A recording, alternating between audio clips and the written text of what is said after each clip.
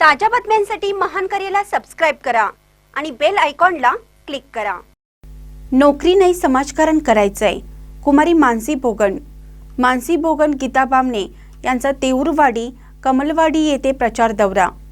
मला नोकरी करायची नाही तर समाजकारण करायचं आहे असं माणगाव जिल्हा परिषद व कोवाड पंचायत समितीच्या प्रचार दौऱ्यावेळी बोलताना कुमारी मानसी कल्लाप्पा बोगन या म्हणाल्या।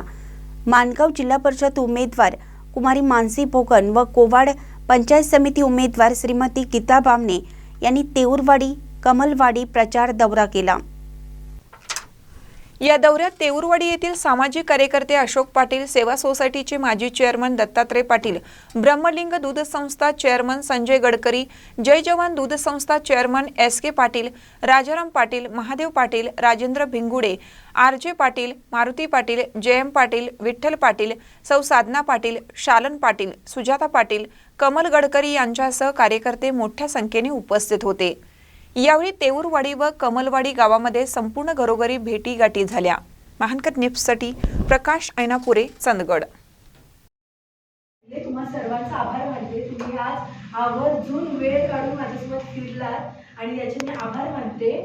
आणि आता राजेश पाटील साहेब, कैलासवासी नरसिंगराव आणि नंदते बाबुळकर यांच्या सगळ्यांच्या आशीर्वादाने मी आज इथे आहे। आणि माझ्या वडिलांचं सांगायचं म्हटलं तर वडिलांनी माझ्या शून्यातनं विश्व निर्माण केलंय आणि त्यांनी फक्त मला एकच सांगितलंय, विकास कामं करताना काही असू दे, कोणतेही काम करताना, कोणताही धंदा करताना, नोकरी करताना गोरगरिबांचा आशीर्वाद लागतोच। आपण तेव्हाच मोठं होतो जेव्हा गोरगरिबांचा आशीर्वाद आपल्या पाठीशी असतो। आणि आज मी नोकरी करू शकते, पण मला नोकरी करायचं नाहीये, मला या समाजात उतरायचे आणि समाजकारण करायचंय। आणि लोकांसाठी मला नक्कीच मी विकास करेन, शेतकरी बांधवांसाठी असू दे, काही मूलभूत पायाभूत ज्या गरजा असतील त्या। आणि आज मी इथे तरुण पिढीला प्रोत्साहन देणार आहे। आज तालुक्यात मी पहिली आहे जी जिल्हा परिषदला, म्हणजे युवक ह्याच्यातनं मी, तरुण पिढीतनं मी आज आहे। त्यामुळे तुमच्या सर्वांचं मला सहकार्य पाहिजे आणि असणारच। आज तुम्ही फिरला ताई, तुम्ही सगळेजण माझ्यासोबत फिरला, सगळ्यांचे मी आभार मानते।